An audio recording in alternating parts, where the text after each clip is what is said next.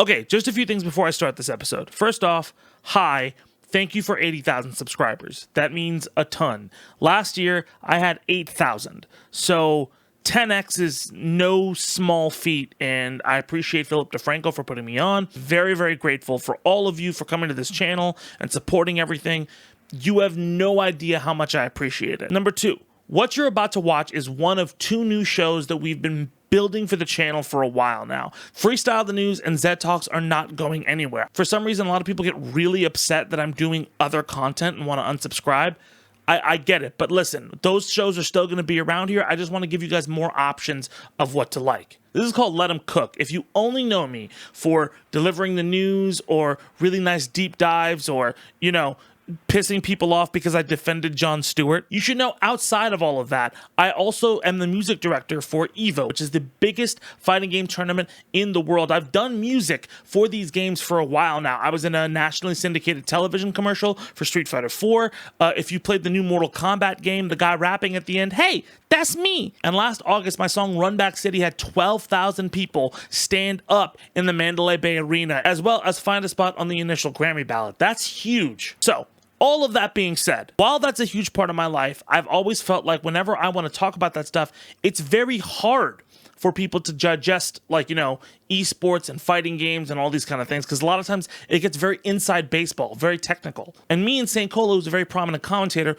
wanted to do something about the culture, about the people involved, about how the community reacts to certain different things. What's it like to be in Chicago around this regional scene? What's it like to go out to Vegas and try Vegas food? What does it feel like to be a person in and around these communities? Not just, oh man, let's look at who won this event or this event. As well, what's going on in the gaming world? Gaming is such a mainstream thing now. So this is our podcast about that. Lastly, if you're not interested in gaming specifically, if that's just not your cup of tea, we have another panel show specifically about news and world events and culture in general called Too Soon. That's also going to be coming. We may even drop these on the same day in case you just want one or the other, or both, and you just want to have a marathon. But Too Soon is going to kind of be our midweek update on what's going on in the world and stuff that I can't necessarily cover in Zed Talks all the time. The only reason we're not doing it this week is because one of our panelists got sick and got better and now immediately had to go to work. But we're going to have that episode for you next week, and it's going to be a ton of fun. One final thing, this episode of Let 'Em Cook was recorded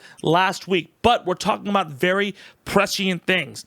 The main thing that may be outdated is the fact that Xbox announced that they're not stopping their console business, but some titles still are going multi-platform, so we discussed that a little bit. Also, this week is a big week for Street Fighter because Capcom Cup, the competition where if you're a player of Street Fighter 6, you could win $1 million for that tournament, is going on this week, and Cola is commentating. He's going to try to do an extra episode with us before that goes up on Friday, and if that happens, I'll let you know. But once again, thank you guys so much for being a part of this channel. Thank you guys so much for watching. Here is Let 'Em Cook. Today on Let 'Em Cook, Tekken 8 is finally out in the wild. How is it for beginners? Should you pick it up? Should you play it? Why am I getting my ass beat so much? And Xbox exclusives that you love and know might make its way to PlayStation. And the EVO list finally dropped, but it might be missing a certain game. What could that be? May I interest you in a fine red wine to go with your cook this evening? Let's go. All right. Yeah. Come on. Yeah. I'm thinking about the good times. Welcome to Let 'Em Cook. My name is Zaid Tabani. I'm St. Cola. And I'm Lumi. Yo, it's been an insane week in the world of gaming and in the world of FGC. We got a lot of stuff to talk about today. Very quickly, Cola, Lumi, it's been a minute. How are you guys doing? I'm doing chill, bro. Just getting ready for Capcom Cup, which is coming up in like a week or so, or this week or whatever it is. Time is not a factor to me. I don't know what it is. Yeah, I'm chilling. I've been enjoying Tekken 8 as well as just, just doing the same old, same old. Lumi, you see, your mic seems a lot better. Yeah, I got a new mic. I'm officially a podcast producer now, guys. Oh my God, you don't have leftist audio anymore. You're doing nope. Good, man. You're in a good place. That fancy stuff. But anyway, let's go straight into what we're going to talk about today. And we got a lot to talk about, but our first subject is Tekken 8. if you have been living under a rock and you don't know, Tekken 8, the latest fighting game from Bandai Namco's Tekken series, is now finally out into the wild. It's getting a lot of really, really good press, a lot of really good reviews, a lot of people praising its story mode, a lot of people from Mortal Kombat being like, and just in general, it's set the competitive community on fire. So we have a lot to talk about with Tekken 8. Personally, guys, have you guys played Tekken 8? I know, Lumi, you said you were. Cola, you jumping into it for a little bit? Oh, more than a little bit. For a lot of bit. Listen, I've loved Tekken for a long time, but I've been more like a casual head, just like kind of watching tournaments and stuff like that and playing casually. But this is the first time I've been like, I want to like get more competitive with it, maybe commentate a little bit too as well. Like, I'm really enjoying what they've done with this game, with the heat system, all that stuff like that. It's really cool. It's a full package, as you mentioned, story mode and all that cool stuff. And they brought back Tekken Ball. Isn't that great? Yeah, I mean, it's kind of crazy the amount of people who are talking, because I remember when people were recommending Tekken 7 to me. I was never really a big Tekken fan, but people were recommending Tekken 7 to me, and I remember Shiggle BMX had said, hey, you should play because the story mode's amazing. And I was like, I've never really, like, I understood the story of Tekken, but I never really, like, gotten into their story mode, and you know, sometimes they have like kind of crazy, they have a bear and like just fucking hitting you with a salmon in that game. So like, I was just like, kind of, I don't know how dope this could be, but I've heard like that's a big thing in this game, is people praising the story mode and how the story is like the best story in fighting games. And that's especially coming after Mortal Kombat had such a huge impact over the internet about its story mode and how everything good and how great that ending song for Mortal Kombat was. That was in that game. That was a fucking that's so great. But I played Tekken for a little bit. I honestly, this is the first Tekken I've played, and I really am enjoying it. I'm having a really good time. I have one critique though, specifically, and that is comparatively to Mortal Kombat and for other games specifically in this genre, right? Tekken has a bunch of features for getting better at the game, but in terms of learning the game, it's got fucking nothing. I feel like this game has a really bad onboarding process for new players that you haven't really seen. And I guess it's just like, yo, figure it the fuck out. But I remember picking up the game, and for the first like hour, I didn't know necessarily where to go, what to figure out. I had to look up YouTube videos and get into it. Thankfully, the game's player base is really healthy, but like that just was like, oh man, that may be a deterrent for people picking up this game long term when they stop button mashing of where to go with it, if that makes sense. Yeah, I really want to tap in here because I had actually a really similar experience with Tekken 7. I had gotten into Tekken. I played like Tekken 5 when I was like however old I was, just smashing buttons in Tekken Force. But I wasn't really like deep into Tekken. I didn't really play Tekken. I was just a button masher this whole time, right? So when Tekken 8 was announced, I was like, oh, I'm excited. I have a reason to learn Tekken now. This is fantastic, right? Hop into Tekken 7, it's the same problem. There's a lot. I have a Tekken scene like near me, like the offline scene here is pretty healthy, and like they're like, okay, so here's what you got to do. You got to learn this, and it's just like super overwhelming.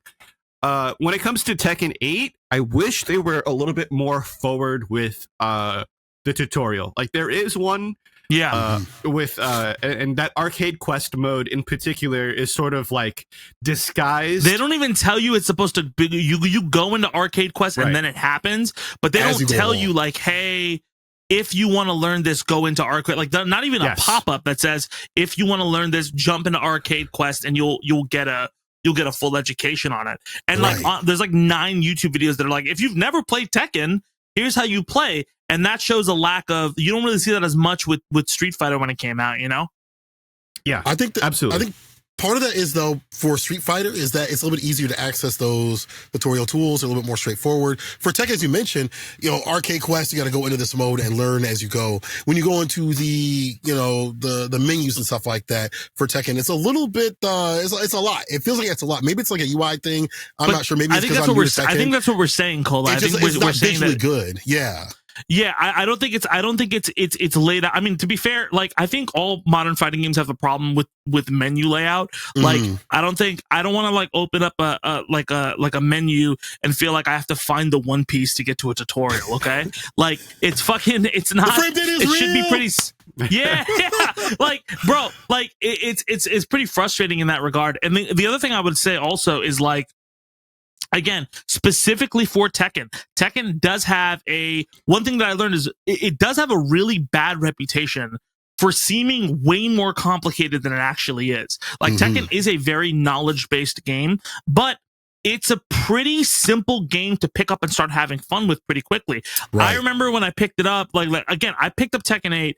And I picked up Tekken 7 too, like late into its life cycle. I didn't really play it because it felt too overwhelming. I picked up this game, and within like the first hour, I was like, I don't know if I'm going to play this game really at all because I feel it's very complicated to get into. There are so many moves, and I was really worried. And I was like, I just spent $70 on this. I don't want to fucking like just drop it all of a sudden, and everybody seems to be playing it.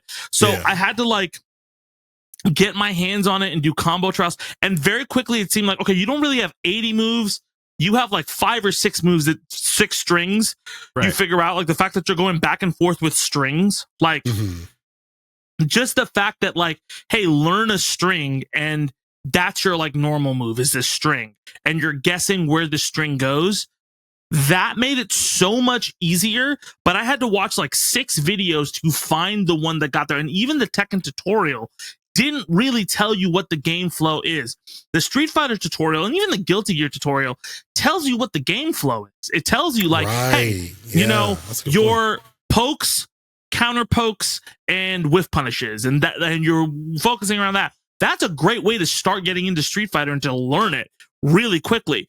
Tekken, like, you could just say like a very basic sentence like that, and so many people will pick up that game, go to the tutorial. Okay, cool. I understand what it is, and can at least go on online. And when they're getting their ass beat, have a good time. But if they don't actually know what the fuck they're doing, it gets very daunting very quickly. And that's the biggest issue that fighting games have had with onboarding people. And you know, I know Harada's a guy who like will listen to some criticism and get really prickly about some other criticism. But that is something that I think that he should really absorb, is that like, dude, like, so many people are trying to get people into this ecosystem, and it's very hard when you don't know where to go in that menu, in menus, and you don't know exactly what's going on in the game. You're just button mashing.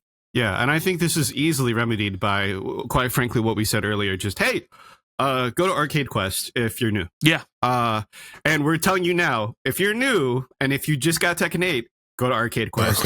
You'll thank me later.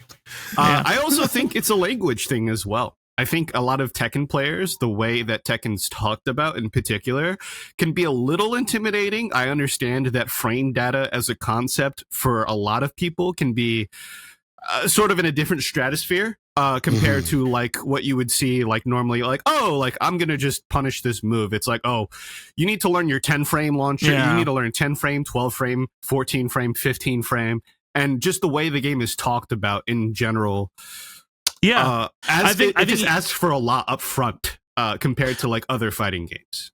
Yeah, and I think also the other issue with that is like when you talk about people who are picking up the game for the first time, like, and they go to a YouTube video, a lot of the YouTube videos, because they are, it's same with Street Fighter, is like they're mired in language that is used, that a fighting game people are used to, but not other people are like legacy, used to, right? Legacy like language. It's like if you, like if you go and watch a rap battle from like URL or from King of the Dot, like a lot of people are like, what the fuck is going on, right? Sometimes certain rap battles, because they don't understand why certain disses hit, they don't understand what the wordplay is, like, but if you're in that scene, like if you have an introduction to it, it's very easy to pick up and go there.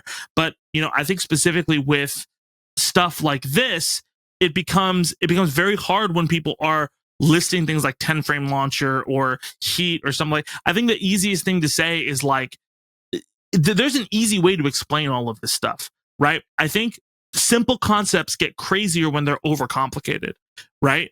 And, you know, I think that's something as a scene that we have to just basically figure out, just in terms of like getting more people into fighting games, is making this stuff more accessible with the language we're using.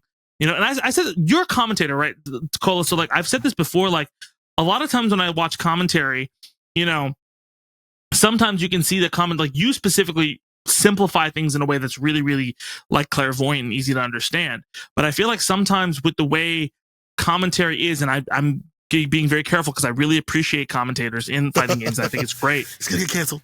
I think sometimes it can get a little bit difficult to digest for certain people who are not already aware of the scene, right? Like if you walk into like if you walk into NFL commentary, it feels like that too. Like when you're watching the NFL, like it feels like, am I watching fucking like somebody solve a Rubik's Cube? I don't know what the fuck is going on. Right. But if you watch something like basketball, the commentary is very visceral. You know, even golf, the commentary is like very specific about what's going on, and it's clear in a way that helps you absorb or at least understand the context of what's going on, you know? That's why whenever I try to commentate, I hyper focus on certain things. It's actually funny. I actually think it's a good idea to say the move names sometimes so people hyper focus on that. Because if you say fireball, it's a very general term. If you say like Hadouken, it gives it a little bit more identity. And so people are like, oh, cool. That is what this thing is right here. And then when you describe something, you say, well, they're zoning, and then you add some addendum to try to keep them out, or they're poking with this fireball, and you add more context behind it. And I think with Tekken, you look at the terms that are on there. There's like FC, FDF, you know, things like that. You know, when it comes to explaining, you know, electric Godwin fist or electric wind God fist. See, I can't even say it right.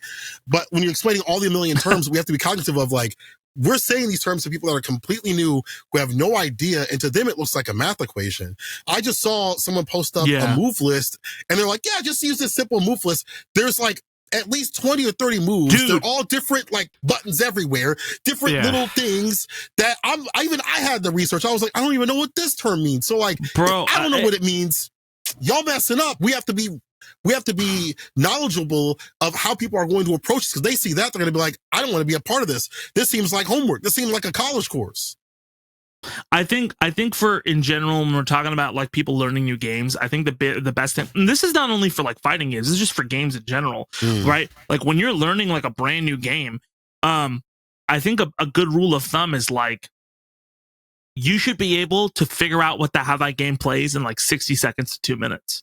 Right? Yeah. Just to understand what the rules are, like the rules of the game, right? Like for Street Fighter, it's like, you know, eliminate the opponent's health. You have normal moves and you have special moves. And, you know, the special moves, you do omission. The normal moves, like they just hit really, really cool. And you have to deal with fireballs. Go. Right? And like, then you don't know a bunch about the game, but you know what the rules are. Right? Like, you know what the rule, hold back the block. Like, you know what the rules in general for that game are. I think when you get into certain games like Tekken, like when I look at that sheet, that is like, I have to memorize all of this to get into the game. And you don't. Like, honestly, like that was the biggest thing, is like, I know the tech, having written the song, like one of the things for EVO is like, we write the songs and we try to put in mechanics. I know the mechanics and the functional context of stuff, but I don't think I really understood like the game flow in a way that made the gameplay loop, right? Like, I don't really understand like how that gameplay loop was so addictive. And again, just learning that like, yo, it's just, you're doing strings instead of normals, right? Like, guess high, lower, mid. You're doing a strings of combos, guess high, low, or mid. That's pretty much the game. And you're going back and forth. And that's really fun to be like, oh, you're each taking turns making those guesses and reacting. That's a really cool thing. And you're like running around in this 3D space, and it's kind of cool. You're trying to like, that's a cool thing that I think that if somebody would have, like, if there's literally like just like a screen that comes up, this is how you play Tekken, you guys are going back and forth. Like if that was there from jump, I'm into that game, and like I wouldn't have taken a day to be like, do I really want to put the time into this game when I have a job and I have all of this other kind of stuff on my plate? Right. Yeah. And I really wanted to learn Tekken, and you know, it's something that we really should be reticent of in this community. Yeah, it's interesting to see that how Tekken, you almost develop fundamentals after you learn the knowledge checks, because those are the things that you're immediately clashing with and immediately you have questions about, compared to like maybe Street Fighter or some other fighting games where you would get your pokes down, you would try to figure out what your whiff punishes are and stuff like that. a lot. It's a huge like word soup. There's a lot going on, so it's totally fair to sort of get mixed up. I want to kind of double back a bit to the language. I feel like using sort of advanced language is definitely like a double-edged sword because it rewards the people that have been in the scene and understand what we're talking about. But yeah, the making sure that things are accessible and not even just in commentary, but instructional content needs to be like I think hammered in a little bit more than usual. I agree, man. I hope that, they make some adjustments to the UI, make it a little bit more palatable, and start guiding people towards the things that they do have that are there. And the scene also maybe getting a little bit better about making it more digestible when they put up a move list. You don't have to give us 30 moves that we may not even use. Like you said, 5 is fine. Just give me my launchers, my punishing moves. Give me my pokes that my character has, and then what they do in Heat. Like, give me like the basic stuff. Let me build from there, and also teach me a little bit about movement. Give me a little bit, not a lot. Don't Korean backdash me and all that stuff like that. Just tell me I can backdash out of danger a little bit. I can duck some things whenever. Just feel it out. Let me feel it out. But here's the thing, like, honestly, when I picked up the game, like, I was trying to do a Korean backdash for, like, the longest fucking time, and I was like, I don't know why I'm doing this wrong. It's not necessary. Like, it's not necessary for a long time. Oh, no, but here's the thing, also, like, they changed the way you do it, like, it's, like, late into the backdash.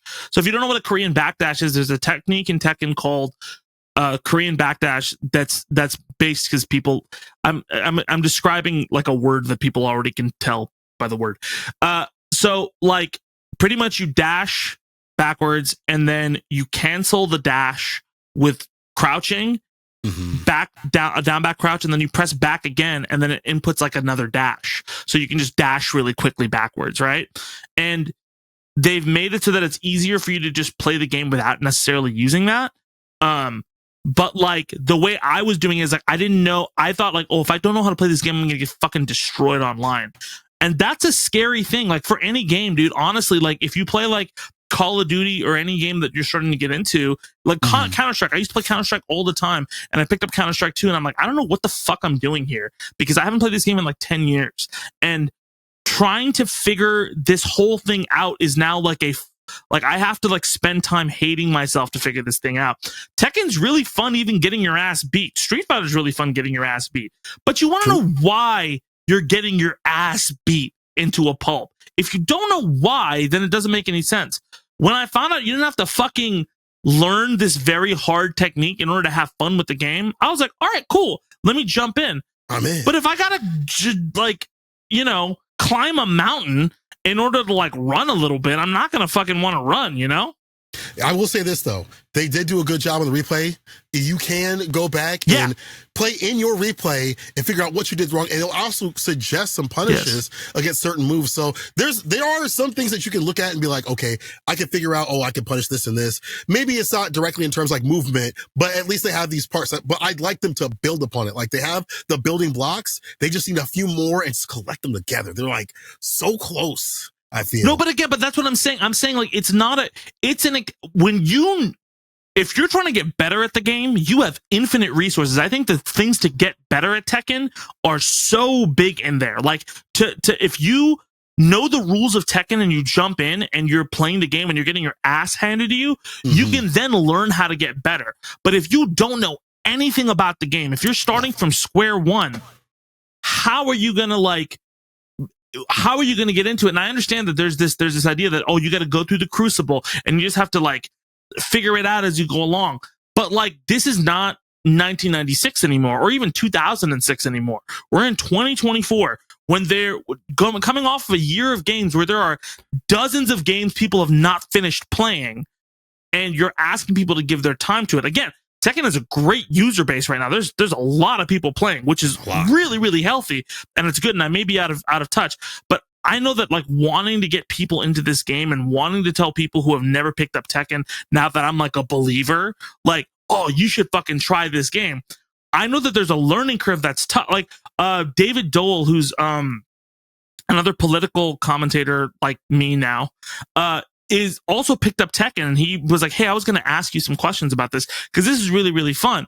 And I was like, yeah, we should play sometimes. But David's already moved on from what I know I'm sure he'd be down to play, but I know he would be playing this game a lot more if it was immediately available. Like, oh, this is what I'm trying to go for in this game. Does that make sense? Yeah. Like, the influx of players shouldn't just be like, I'm mashing and this is kind of fun, but I don't know what's going on, because you leave. You should be able to be like, I'm mashing. Okay, this is actually what I'm trying to do. You know what? You have to have an objective. Yeah, absolutely. I feel as if those things can definitely be improved upon. I think Tekken 8 definitely does a better job than Tekken 7 did. Because Tekken 7 basically has no tutorial. So the fact that we have something of the like in Tekken 8 is, I think, fantastic. I kind of want to shift over to overall thoughts outside of sort of like the negative that, you know, we got to pay this upfront cost almost to get into Tekken 8. What do you think of the overall package of the game? Like, what it brings? Do you think it's worth it? Yeah, I think this is the best. I mean, I can tell you that, like, as somebody who has bought in his life 3 Tekken games and not played 2 of them at all because of how daunting they are, this is really, really fun. And I feel like I've been missing out having played this game from the other games. Like, I feel like I've been missing out on the hype of all of this. Mm-hmm. And I love how accessible it is. I love how how there is a depth to it. I just like the flow of it. You know, I like the flow of, as somebody who was brand new to this game, like in Street Fighter, when you do like a poke or something like that, it elicits a certain type of, like, you're poking and you're trying to wait for a confirm. In Tekken, it's much more reactionary and turn-based and more, I don't know. I just really like the gameplay flow of it all. You know, the going back and forth and trying to figure out each other in this giant 3D space. It's really cool. For me, I really love this game, man. I've been sitting outside watching videos. Like, I'll be walking Odin, and I'll just stop on the sidewalk and watch like a good 10 minutes, and then Odin's like, yo, let's go. That's how entrapped I am of this game. I'll go home and be practicing. My hands hurt. I love it. I love the package. I love the game as it is overall. I love that they added meter in a good way. You know, last Tekken was not the best way of adding meter, as people did not like. But this one feels good. It feels like there's a lot more strategy in terms of, you know, execution, how you're going to strategize for using the meter, the heat system and stuff like that, how some people use it differently between characters and stuff like that, and how we're figuring out what's optimal. I love the game. I think it's amazing, and it's definitely one of those games that I plan to play a lot of and maybe commentate and just dive into the scene. I've been a part of the scene for a long time as like a casual outsider. I'll watch EVO, all the big tournaments and stuff like that, the TWT stuff. But now I want to be like a part of it even more so. I want to be on the ground floor, getting hyped with people now. As you said before, it feels like I've been missing out, you know, not being in the game, like not being in these games further than I was previously. But hey, did you play any other Tekkens before this? I mean, I played all of them. Oh yeah, I played 7, I played 6, I played even the ones on the PSP. I played everything, damn near everything except for like the arcade only editions with like the Fate of Retribution stuff like that. I didn't play that. See, I could never get into the game, but see, again, could never get into the game because I didn't understand the rules. But like, I'm getting to this point where it's like now I'm watching matches and I'm like, oh, I kind of get what's going on. I understand. The gate's open now. It's over for you. It's so over for you. And I mean, like, again, it's so much more. It's so much more like, it's like playing honestly, this is what it's like playing a Souls game. There was so long that I didn't fucking get Souls games where I was just like, why the fuck am I like playing this clunky ass, like, and then I played Elden Ring and then I like played all the other, I'm like, this is like, why have I not played like these 770 hours games? Exactly. And I'm now up like, there was just a month where I was just obsessed with other Souls games. Right. And like, I feel like the same, like the fact that like sidestepping is just tap. I was like, oh, it's like a dodge. Oh, this game, like it just opens up so much more that now you're in this rabbit hole. It's like conspiracy theories. Tekken is like a conspiracy theory. Once you believe a little bit, then all of a sudden you're just obsessed.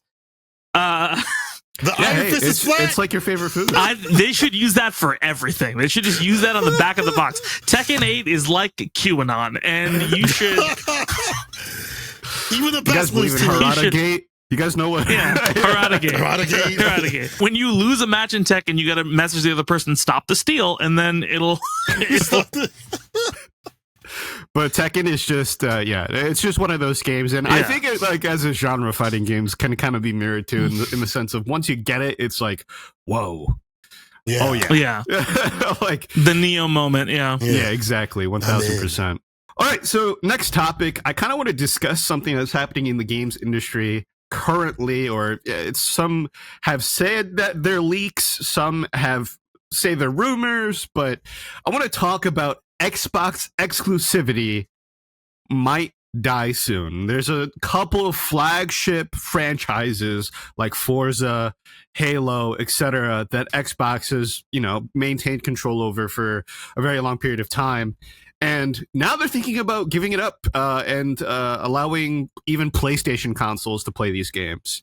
I kind of want to get your guys' takes on this, but for me, I kind of almost want to wait a little bit more to see. But imagine playing Halo on PS5. That'd be crazy. That'd be insane. I think for a long time. So number one, like, I think we've all experienced like online watching people like especially for the last few years get really, really gangbang, like specifically people who are really into Xbox get really into like tripping over colors like it's a gang, right? Right. Over I rep the green. I rep the green Xbox. And I mean, I understand. Look, I was a Sega kid, and I was a diehard Sega kid, and I was like Dreamcast till I die. And when the Dreamcast died, I died a little bit inside. Okay, all right. Like, I was very like, that really hurt me for a while. So I can understand to an extent, but like now in the current like console generation that we're in, especially after the Xbox 360, there's so many games that are multi-platform.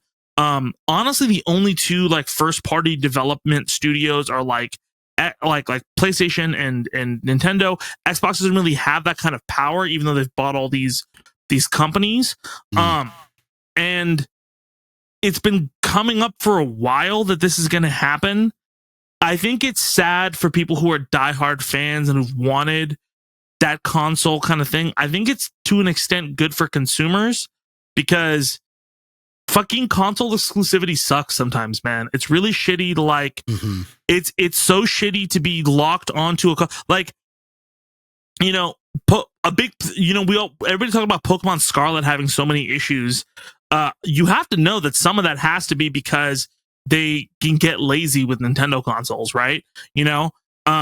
Like it's great to play Zelda. It's great to play all those things on the Switch, even though they're locked at frame rates and all that kind of stuff. Like, but that exclusivity does come at a trade-off and a price and how much it sucks. I mean, like, look at how Uncharted is done on the PC. That's fucking a great game, right? Look how Spider-Man is done on the PC. That's a great game. A lot of those Xbox games, like, that ecosystem has just not been great for people who want to play games that you'd rather get a PC or something else. And I just feel like it's better for consumers if we just drop the console war. It's not like we should not be like trying to like root for these giant conglomerate companies to win in a war of profit because it just fucking makes us pay more and, not get enough. And at the same time, I worry about PlayStation getting a little complacent and just fucking over. Like, I do worry about that, like, down the line, because like, what if they're like, hey, there's no crossplay with PC? Why? I don't know. Fuck you on PlayStation. I don't give a fuck. Right? That does worry me. But writing's been on the wall for a minute. It's been a long time coming, but I feel like that the worriment could be satiated by hopefully the console producers now saying, well, what are our features on our console that we have to make it more enticing for you to come over, like Game Pass, for example, and things like that. Maybe PlayStation Plus can get better now because, okay, well, they're focusing, everybody's got the same games. Our service has to step it up because Game Pass is beating our ass or something like that. That's where I feel like it, and then it would help the consumer. Maybe there was a time ago where exclusivity did matter to help, keep prices down or, make it, give you a better reason to come through for the console. But now it doesn't anymore. So there needs to be a different reason. So I think the features for the console need to be that because, but as you said, when it comes to like, oh, this console's better, who fucking cares, bro?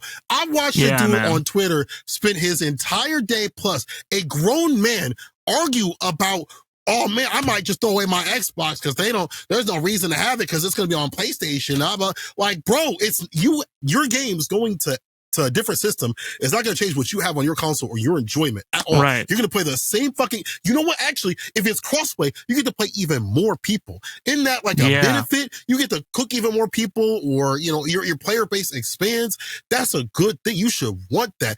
I don't like the identity being tied to any of that stuff. I used to work at GameStop, and so back in the day when the console wars were waging, I used to hear that all the time from dudes that would come in, just unkept, smelly as hell, stains on their shirt, being like, well, I think the PlayStation's a little bit overpriced, and I think Xbox is blah, blah. I don't give a fuck, bro. Go get a job. Yeah, man. Go get a girl or significant other or something. Go outside, bro, except for going to the fucking GameStop. Please do something with your life. We talk about that.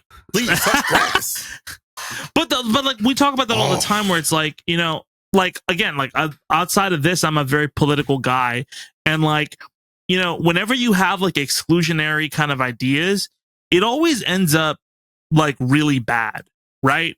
Like whenever anything turns into sports teams, it's not a good vibe, because people get very obsessive about that shit. And then it ends up ruining whatever property you have. Like we talk about fandoms all the time having that issue, right? Like, me and my girlfriend recently started watching this makes sense. I promise. Okay. Me and my girlfriend recently like got through One Piece, and she caught up with it, right? And during that time, I was looking a lot more on Twitter about like the latest One Piece stuff. And I didn't know there's this whole subculture, because One Piece has been going on so long, where people who stan certain characters beef with other people who stan certain characters. So like Luffy, who's the main character, will do something really cool in a chapter, and then there are people who love the villains who are just like, this is bullshit. The villains are really this is a lie. It's like, it's called, he's the main character. What the fuck? Like, what are we like? What do you expect to happen? Why are we really? It's like reading Batman and being like, yo, I want the Joker to kill I want everyone to die. Like, that's weird behavior. Like, to an extent, when it's fun, it's one thing. But like, I feel the consoles are the same way. Like, it's gotten to the point where people who are, let's be very real, Xbox fans and Xbox consumers have kind of been fucked by really myopic decision making and a really bad press cycle. There was one bad press cycle for the Xbox. They started off on the back foot, and since then, PlayStation has just capitalized and capitalized and capitalized and capitalized. And it feels very similar to the Dreamcast in the sense that like the writing has been on the wall. The difference is the games haven't been as good, right? And now we're getting to this point where the exclusivity's gone. It like, there's a good chance it will be. Yeah. And even like, well, it was reports that Starfield, which was an Xbox exclusive, apparently, was supposed to go towards PlayStation soon enough, or it's getting released on PlayStation. But it's just one of those things where it's like, you're starting to see the echoes of like that console war really start to like rear its ugly head, and you start to realize that it's like, damn, none of this mattered. Man. None of this mattered at all. And hey, PlayStation is sort of like leading the helm, I would say, of like what this new exclusivity will look like in the future, with their sort of like the game comes out, couple years pass, it's on PC. Mm-hmm. And you might start to see that soon, where like games start to sort of trickle down onto other consoles after a certain period of time to sort of still incentivize, hey, if you want to play it day one, buy it on PlayStation. But you know, it's I wonder how do you guys feel about that as like a compromise for like exclusivity? Do you feel like that's better? I think Nintendo still has. I mean, Nintendo's not necessarily competing against PlayStation because they have a different market. Yeah, right. Yeah, absolutely. And I think that's there was a point where like all of them were getting along, and then it just got really like aggressive.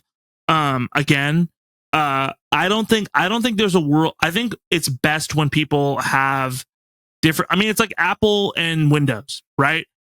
To be honest, Apple and Windows they're competitors, but they're two different ecosystems that do the same thing. There's so many Windows stuff that's available on Apple. There's so much Apple stuff that's available on Windows now, honestly. And it just depends on what kind of experience you want. If you want a more customizable experience, or if you want a more tailored, curated experience. Right. And I feel like if that's if that kind of competition is there, where it's just like, hey, we're offering different experiences, that works a lot better for everybody involved. I think we get into a really bad place when everybody, I mean, you need competition, right? But I think competition where the industry is healthy is one thing. Competition where the industry is trying to undercut everybody and like we don't want consoles were like streaming services, right? You have like a bunch of competing streaming services that you don't want to have to buy all of them in order to experience things, right? The fact that you have a console and you can experience whatever you want, but it's curated to a certain way is what it should be.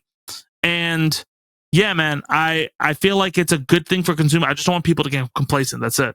Yeah. You know, I think the Game Pass thing is a good thing. Like if Game Pass, you know, puts PlayStation in check, that's good. Absolutely. Also, free Rareware. I will never forgive Microsoft for what they did to Banjo-Kazooie. Shout out my two goats. Perfect I don't know Dark. what the hell nuts. I don't. It's spin. I don't know what the hell this nuts and bolts Did you say thing Perfect was. Dark? The fuck? Yeah, man. Dude, bring Perfect Dark back. I love Perfect Dark. Yeah, Perfect Dark had one sequel and it wasn't great, from what I heard. We don't talk about that. We don't. It's whatever. So EVO finally has dropped their announcement. It feels like it's kind of early, but maybe it's not. I don't know the times when EVO is, but I do know that we have all the games listed. It's finalized. So if I am not mistaken, let me get my list out. It's Street Fighter 6. It's Tekken 8. It's King of Fighters 15. It's Uni. It is also not Dragon Ball, but it is going to be what's another game? Mortal Kombat. The throwback game is Third Strike, which is super dope. I kind of thought that because of the EVO Japan. So I'm missing one more, right? I'm missing two more. Guilty Gear. Guilty Gear. What am I saying? And then also Grand Blue. So that makes it 8 right there. That rounds out the totality of the games. Or is it 8 or 7? I can't count. That's enough games right there. So Dragon Ball being excluded is a pretty big punch. That's tough. To be honest. That's one of those things where that community's feeling what Marvel felt a few years ago when it took over, to be honest. Man. And I feel like I don't know, man. What do you guys feel about that? Like, do you think that's deserved? Do you think that's, you know? I think so. I don't know. I think it's deserved. Really? Yeah. Why? 1000%. So it's like a lot of people like to like frame and look at EVO as like, okay, we need to have like an X amount of anime games, Street Fighter, Tekken, and then, you know, XYZ. And like Dragon Ball has sort of filled that hyper fighter niche for a very long time. The game's been out since like what, 2019? Like it's been out for a while. And the game's the truth is that the game is just simply I don't even think Bandai Namco's focus after rollback. They already in the world tour for Dragon Ball, which happened quite recently, they're announcing a new game. They're announcing they're still supporting Xenoverse 2 and all of this stuff. And the one game that sort of feels neglected, unfortunately, is Dragon Ball FighterZ. There's no new announcements, no new support for the game or anything like that past sort of the rollback, which they still confirmed they're working on to this day. So arguably, the game is sort of past its, I don't want to say past its prime, because there's going to be people, and I know people personally, that absolutely love this game to bits. It's gotten them into the FGC, and, you know, that's absolutely the case. However, what I can say is that I think it's time to give another game a chance and let another game shine. And I think they're doing Grand Blue a service by doing that, in a sense, because of the OG Grand Blue.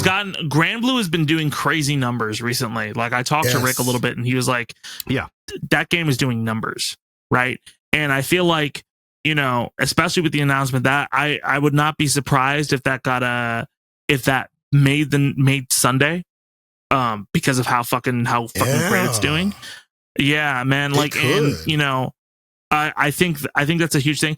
I do think, though, I think it's deserved for Dragon Ball, but not because of the community. The community has worked really hard on that game. Absolutely. And I don't mean to be malicious whatsoever. I don't want that game to die. I think that game is so good for the FGC. I think what's unfortunate about that game is the netcode. Like, I think we're very clear at this point about how important netcode is to fighting games and everything, right? To keep it alive. You know, when you have games like Tekken 8 and Street Fighter 6, which Street Fighter 6 is still doing amazing numbers. Let me really quickly just check the stream charts for Street Fighter 6. Like even with Tekken 8 out, like Street Fighter 6 has been growing in terms of numbers, right? And it's doing pretty well. Yeah, like dude, like it had a 19,000 24-hour peak in the last 30 days. Damn. Right? Or no, the last 24 hours, 19,000 people played. So that's pretty big. Street Fighter 5 never reached those numbers, right? That's awesome. And that's because of netcode. I think the other issue that we have is like, you know, if Dragon Ball got that netcode, is there an avenue for them back into EVO? And even if it isn't, I don't know, man. Like, I love that EVO has 8 games. And as somebody who gets to make music for them, I'm very, very happy about that. But I don't think EVO should be whether a game lives or dies, because that means that it's so myopic about fighting. And like, there's the whole point of EVO is that there's so many games you can play, and it's a giant celebration of stuff. These are just the featured ones. Yes. And at that time, I mean, like, look, like KI got an update last year. Yeah, that's awesome. And I want to clarify really quickly that like when I say that like Dragon Ball FighterZ deservedly, maybe deservedly wasn't like the best word to use. I don't want to be malicious whatsoever when it comes to Dragon Ball, because Dragon Ball arguably has given me a lot. You got your ukulele ready, Lumi? You got a song for us real quickly to apologize? The apology video for that. Because I know these Dragon Ball fans be like, what? Wow. Wow. What a bigoted statement. You heard it here first. Dragon Ball fans look Lumi like Lumi can't be Goku. We don't know about like, that. What do you We think, got to have the power scaling for that. But it's like, I'm sorry, guys. What do you think about that, Colo? I don't think anyone should take it the way that you're saying, because honestly, it's also predicated, it feels like, upon who has tours at the time, who's going to be like supporting the game too as well. And as y'all put it, all we have is rollback in the future. There was no announcement of, oh, we're doing another tour. Like Arxis has already said, hey man, we'd like to do more with Grand Blue after this tour. And that also probably means more with Guilty Gear. So like, I feel like the tours are going to be more integrated in all these games that you see right now. Mortal Kombat as well. Uni, I would assume too. So if we're not getting that information, or if that's not out there just yet here, then, you know, why would the publisher be like, well, will we support this game out here? We'd rather put the other games that we have instead. But as you put it, also, it doesn't mean the game is dead. People can still play the game with rollback hits. It's going to be popping at other events too as well. You know, even to the KI thing. Yeah, maybe KI isn't going to be at EVO, but it'll be a combo breaker. It's going to be a big celebration out there. Yeah. Tons of people out there playing that game in other places, and even more so online. So like, the games will be fine. EVO's not that determiner.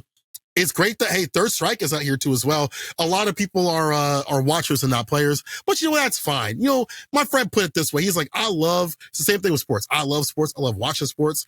I don't like playing sports, but I like watching sports. It's the same thing with Third Strike. More people need to admit that, but it's okay to be like, I just like watching the game. It's a fun game to watch. A lot of history. Once we get to that place, once we get more people who are into that, who are like, hey, listen, like, maybe you shouldn't play this game because you're terrible. So your Twitter commentary on it is, by the way, Rage Crew, talking to you, motherfucker, because I was trying to be nice to you last year. And he's back. Like, I was trying to be nice. If you don't know, there's this guy on Twitter. We'll end with this. There's this guy on Twitter named Rage Crew who last year was saying a lot of really fucked up shit. And I was like, you know what? I'm in a good position now. I'm going to reach out to this person and try to help them and try to teach them the way of kindness. And I did. And it didn't fucking work. Because this guy came on, he's like, listen, if you're good at this game, you're a virgin.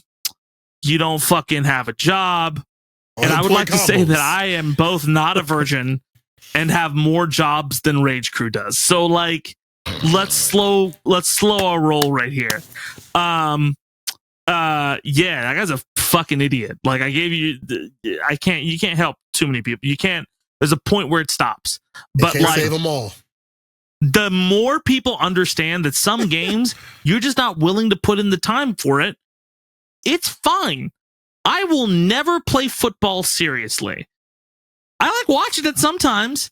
Mm-hmm. I will never be LeBron James, but I like watching LeBron James. It's fine. That's okay. We're all good. It's okay. You can. It's okay. You can enjoy suck things. at some things. You can enjoy things and suck at them. Okay, Yes. it's Yeah. fine. Yes. Right? If you go to a restaurant, you don't have to be able to cook all of the food that you eat. It doesn't make you like not a real eater at shit. I don't know if it's a good metaphor, but that's the one I'm sticking with, okay? Shout out Third Strike, honestly. Guys, thank you guys so much for joining us. My name is Zaid Tabani. I'm saying Cola. And I'm Lumi. And we'll catch y'all next time.